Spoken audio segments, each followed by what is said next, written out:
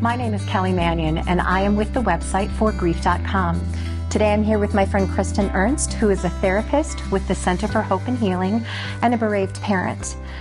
Kristen and I want you to know that today we'll be talking about a topic about child loss. And if today is not the day to watch this video, we want you to know that we support you and that we are here for you when you are ready.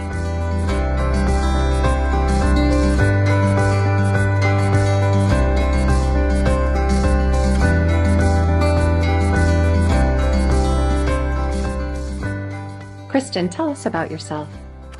So I am a mother of 4. I have 3 living children. I'm a therapist, licensed professional counselor.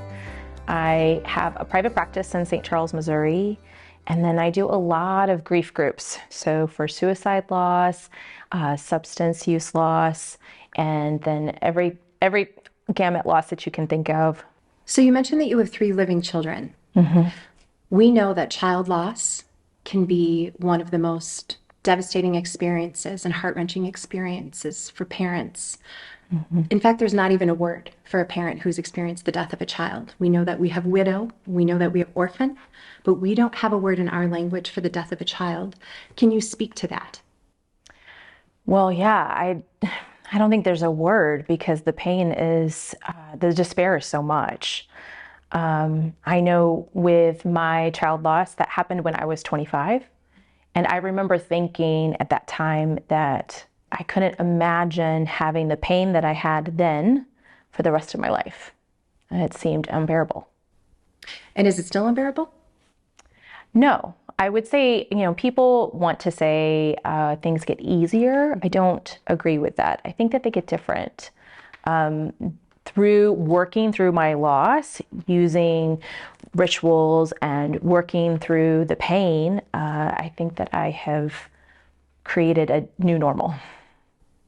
And tell me what your days look like in that new normal. Is it something you think about regularly? Do you think about your son? I always say that the reason why I went back into become a licensed professional counselor was because there was a lot of grief situations that I was in, whether it be in therapy or grief groups, where I felt like it was almost a second assault, where people didn't understand it or they would use cliches. And so by me going back and getting my master's and then also doing licensure and all those kinds of things, I always say that that's part of Aiden's legacy, that I am helping people and showing up for people in the way that I wanted people to show up for me. Mm-hmm. That's part of what Aiden did for me, and his legacy continues on. Are you comfortable talking about maybe ways people didn't show up, or places or experiences that you once had that no longer felt like that was a safe place or where you were getting the support that you needed? Yeah, because that was a secondary loss. Mm-hmm. I had received a lot of support from my church community when we started this process of knowing that Aiden had a tumor in his chest cavity.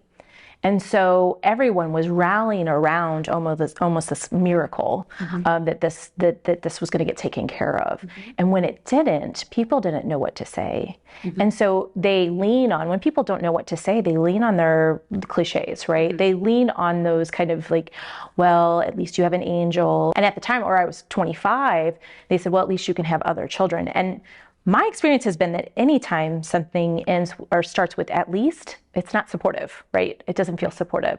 So I felt really unseen, and not only my church community, but people that wanted to fix us and wanted the old Kristen back.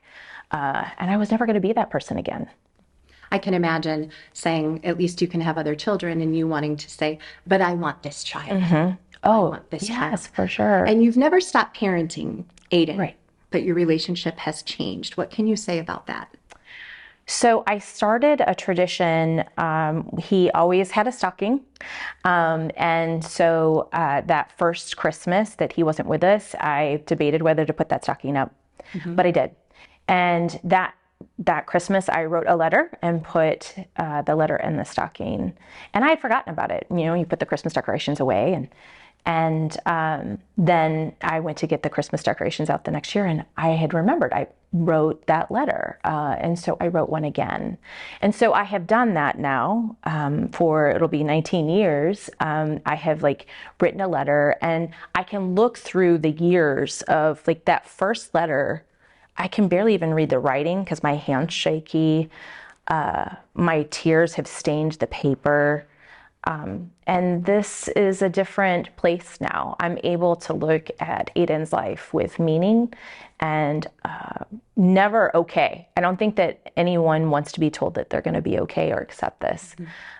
But I have been able to cope and find meaning and work through a lot of that pain. So that's how I've parented him in a lot of ways, is that I have enlisted a lot of ritual and gone to the graveside. We do that every birthday. We did Chuck E. Cheese for his birthday every year. My kids still, who are grown, I had a daughter before he was born, and then 2 children after, and they know who Aiden is and know that he's a part of our family. How do you use your experience in supporting other families and helping them find meaningful ritual? I try and find things that are personal to them. That letter for me was really special. That I wrote, and it became a part of my Christmas ritual for him. But sometimes it may be maybe somebody collects cars, and so they decide to collect cars. I've had parents buy birthday cakes for another family every year. There's all kinds of ideas that we try and collaborate and say, oh, I've seen this done, or I've seen this done, but make it very personal to the family. So they feel like they're honoring not only that person that they lost, that child that they lost, but their grief. And with these families, if they find that they don't have support in the communities where they once found support, what are some tips that you have for them to find new pathways of support?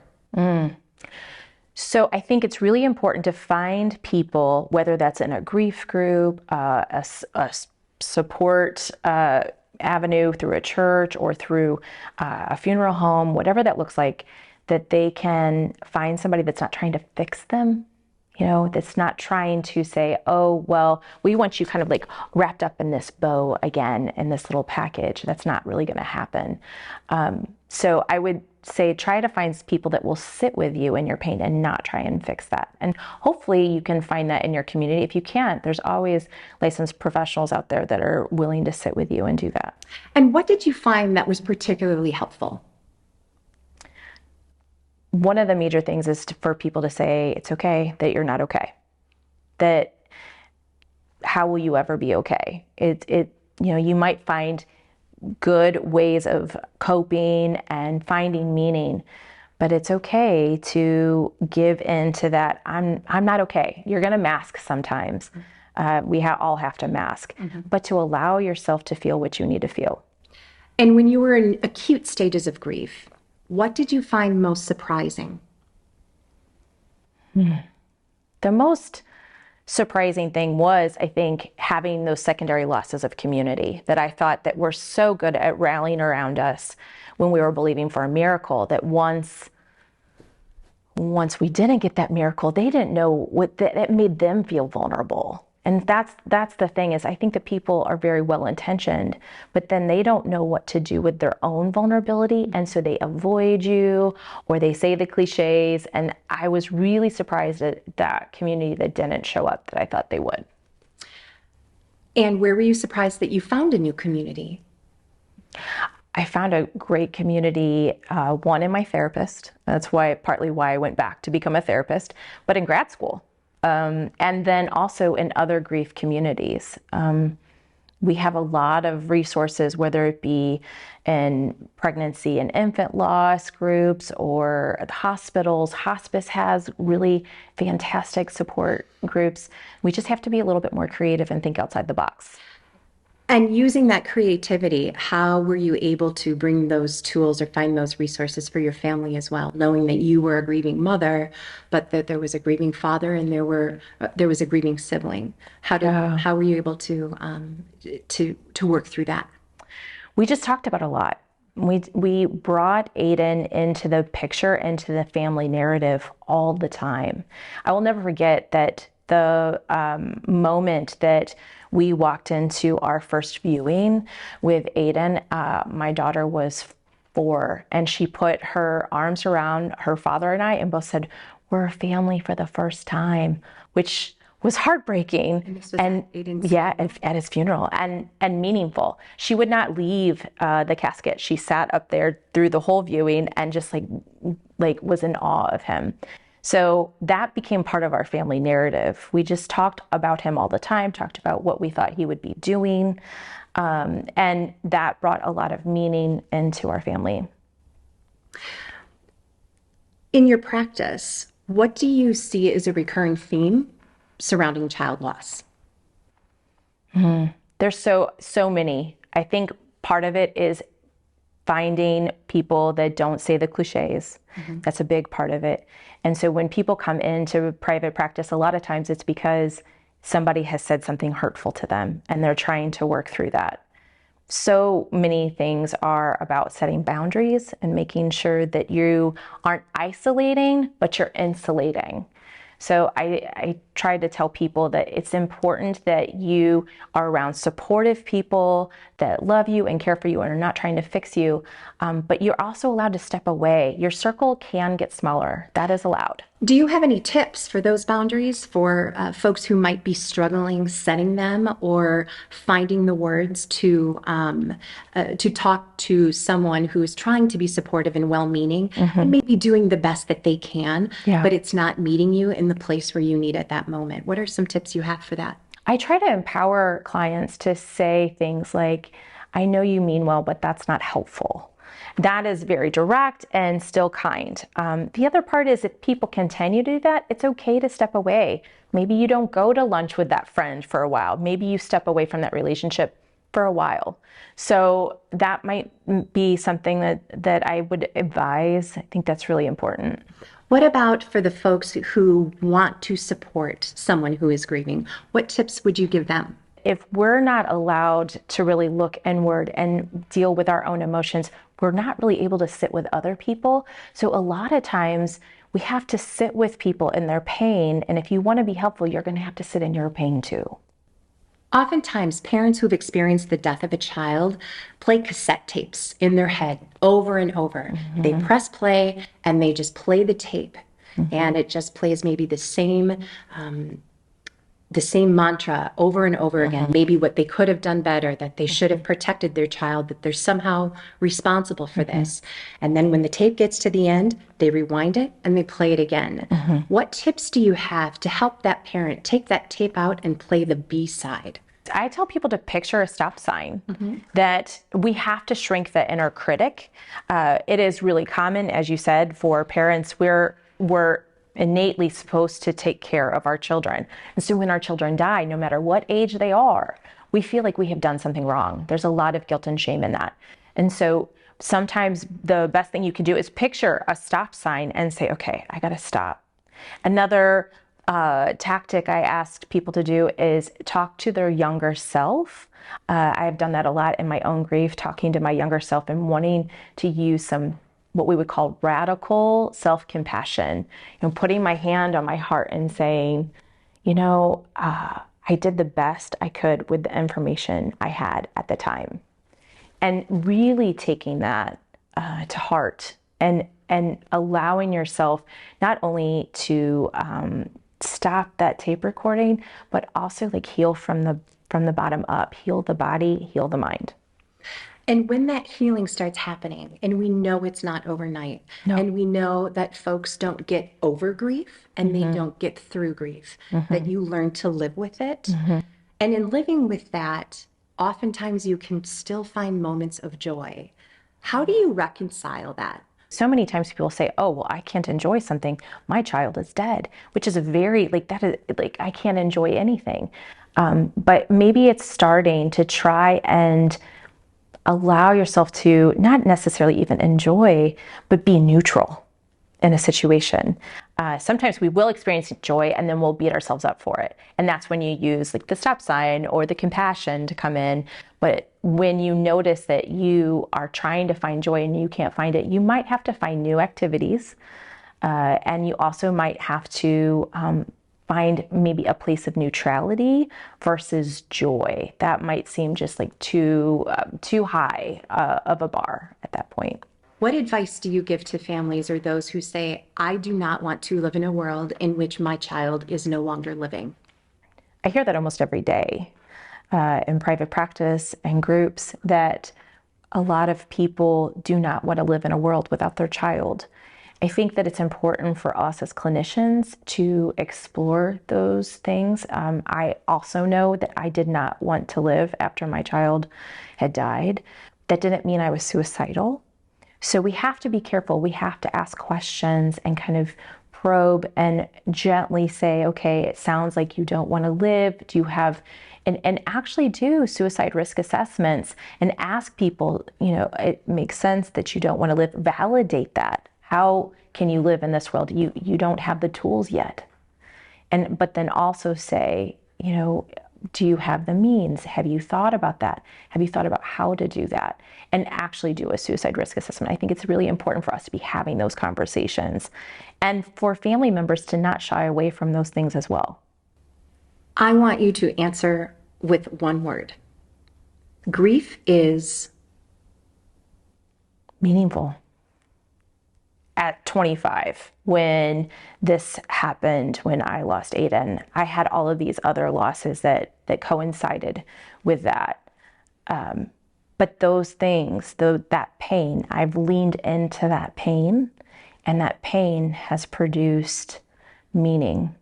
It has produced depth, and it's produced this ability, this narrative to help others that I'm really grateful for. And I attribute that back to that depth and meaning that Aiden created.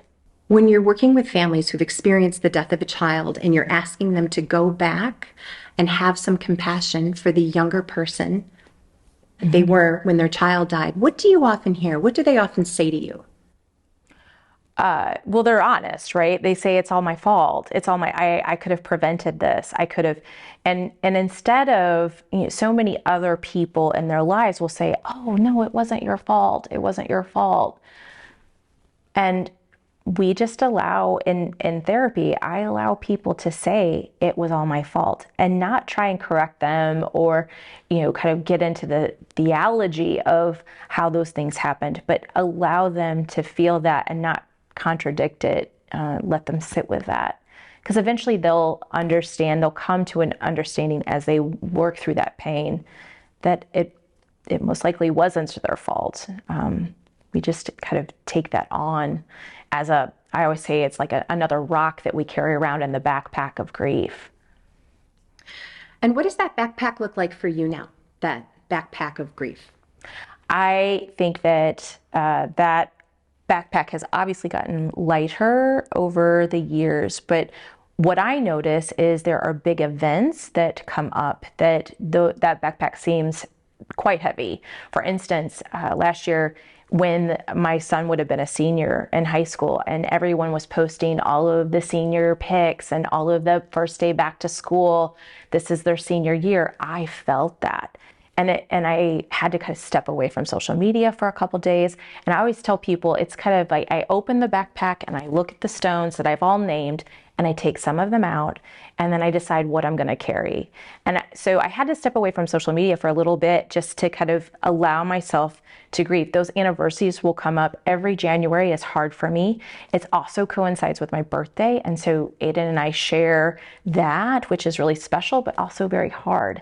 So I've learned through this experience that we're able to carry more than one emotion. We're very complicated human beings and we can carry this duality all the time. And that's what I do. What is some of the best advice you received from a therapist? I think that when it comes to my grief is that no matter where I am, it's okay to be where you are in this moment. And we'll honor that. Do you help people name their grief? Yeah, all the time. Whether it be saying their name. In every group that I do, I have people say their name and then their loved one's name, and then how long it's been since that person died. And the reason why we do that is that creates not only an honoring, we're like inviting them to the table and we're inviting their grief to the table, but we're also, creating community with saying it's been this long. Because really we can look at the timeline and say, I changed that day. That forever changed me. And I am going to be a different person now because of this loss. And so that creates a big community in the group. What tips do you have for self-care for a person who's grieving?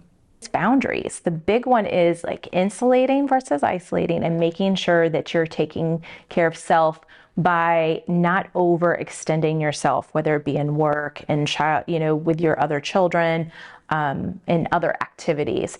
Grief calls us to slow down. And I think that one of the most common mistakes I see is people say, I'm fine as long as I'm not thinking about it. But guess what? You're always thinking about it. So I would have people slow down and take care of their own bodies, whether that be rest and hydration, eating good food, and making sure that you're getting some kind of movement. There's a lot of comorbidities that we see in the body when we're dealing with grief. And so taking care of your body is going to be a really important element of getting through this. What advice do you have for folks who are grieving who maybe aren't able to carry forward, and it's been a significant amount of time, and there doesn't seem to be any change in the way they're grieving or the way they're processing? People say that time heals all wounds, and that's not true. It's the work. It's time and work. And so when you find that I've had people come into my office that had a loss 35 years ago, but they weren't really able to talk about it. They didn't have the support. They buried it. And then it came out later in life. They were triggered by something, and they're walking into my office 35 years later. So I don't think that time is really a measure of success. It's really about doing the work and allowing yourself to feel what you need to, and then doing the work, whether it's through ritual, and then also maybe that's journaling, talking to a therapist, and naming, like you said, naming your grief and naming that person and talking about the memories and sharing meaning with others. Kristen, we know that there are many outward signs of grief. People are familiar with crying, with essentially that profound sadness. Depression could be associated with grief. But what are some other signs that could manifest themselves? I always recommend when people come into therapy to go see their doctor and get just a full workup and see what's going on. I know that my husband had ulcers in his throat that were developed that same year after Aiden died. So it's really good to be in tune with your body and try and figure out what's going on there.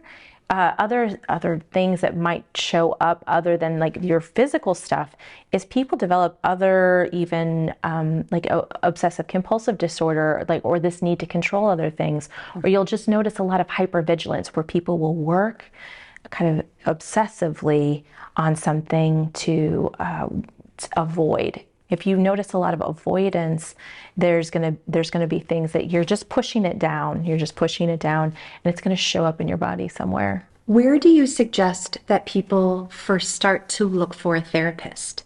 We know that therapy might not be available in every area. So how can people even start that process? That's such a huge thing. You want to find people that, you want to find person that is connected, that you feel connected to. If you're actually looking for a therapist and going down that route and you have access to a therapist, interview them. You're there to see if they're going to help you. And so you want to make sure that it's somebody that you're going to connect with and trust. But it's always the therapist's job to build the trust with you, not the other way around. Give them a couple times to try that out. And if that doesn't feel right, follow your gut and go with someone else. I wish I could have done that. That's one thing that I wish I would have done, is gone with someone else when it wasn't feeling right. And how can someone do that? So if they're speaking with a therapist, or it's maybe even just the only therapist in a small town, say, but it's not working for them, what are some ways? What is some language, the vocabulary that they can use to say, this isn't working for me? I don't want to give people, I really hate that when you have lost a child and then you're having to advocate for yourself in all of these different ways. I'm just going to be really honest. You can ghost a therapist. Therapists get ghosts all the time, and that's okay. Like if you don't want to show up, don't show up again. And that's okay. I'd also look to, as we say these days, just Google it. See what other support groups are in your area to support that loss that you're going through. And then also say, if you feel the gumption to say, you know what, I don't really feel like you're attending to my needs to a therapist, but you have another colleague or another person that you would recommend that is more, grief informed, then you can always say that. But that's a lot to say to someone. So I also just want to give you the permission to just stop going. Do you have a lot of clients who, when you say that maybe therapy one time a week isn't enough, that maybe they see a therapist on their own, or that they find support groups as a couple or as a family or as a single person or as a divorced person or even as a grandparent? Do you recommend support in all sorts of ways? Yes, I would say that it's really important. I have a diagram in my office is kind of like a bullseye, and you're the person in the middle of the bullseye. And so I don't want grandma to come to me about her grief. I don't want the outside peripheral people in my circle to come to me about my grief. They need to go find other people. And so I always recommend that when that's happening in a family, that I say, okay, probably mom needs to get her own therapist, or mom needs to go, because she can't come to you. It's not something that you have enough to carry. You can't carry mom's grief too. So we'll talk about that in the family dynamic, about how do you advocate for yourself in your own grief, and then maybe how do you advocate for the family. Kristen, can you talk about the importance of finding community after something as profound as the death of a child? I think that we usually think that we're going to find community in our families and our friends, and sometimes they're too close to the pain and they're needing to seek help on their own. I was really surprised at how that wasn't going to be where I found my community. They were helpful and they loved me, and I knew that they were trying to be as supportive as possible, but it wasn't where I found the community. So where did you find it? I found it in places like an online group, or people that had suffered that loss and knew how to sit with it. I think that so many times we think that it's going to be the people that have supported us throughout our lives, and it's kind of contradictory because they don't know how to hold that pain. But it's really good to sit with other people that may have experienced that same kind of loss, and we can sit with them as well. And it's very therapeutic for us to sit with other people and help them. Yeah, we hear a lot that child loss is a club that no one wants to be in. So true. And I think that it's a bigger club than people allow themselves to talk about, especially if you bring in everything from pregnancy loss, up through teen years, or 20s, or even an older parent who has experienced the death of even their adult child. Yeah. What are some areas of support? Where are some areas of support that people can look to find community? So there is SHARE, which is a national organization that deals with infant loss and miscarriage. And then you have the whole gamut. I would check your local hospice. Hospice has support groups that they house on themselves. And then they also reach out to the community and know a lot of the other players in the community, as we say.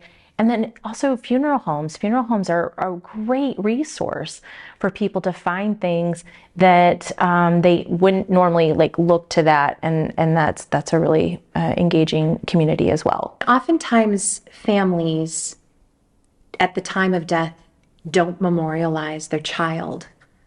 And then weeks, months, years later, they realize that that is a piece of a ritual, of meaningful memorialization that they missed out on. Can you speak to that? Yeah, I think it's something that Dr. Alan Wolfelt talks about, is having memorialization and ritual even 18 months out, kind of almost like reevaluating and looking at that every 6 months or something like that. And that makes a lot of sense therapeutically because we're in different spots every time. And so I would just want to give permission to families that say, if you didn't like the way that was done, or if you want to do something else, you always get a do-over. You can do things over again and again, and part of ritual is going to help you move through that pain.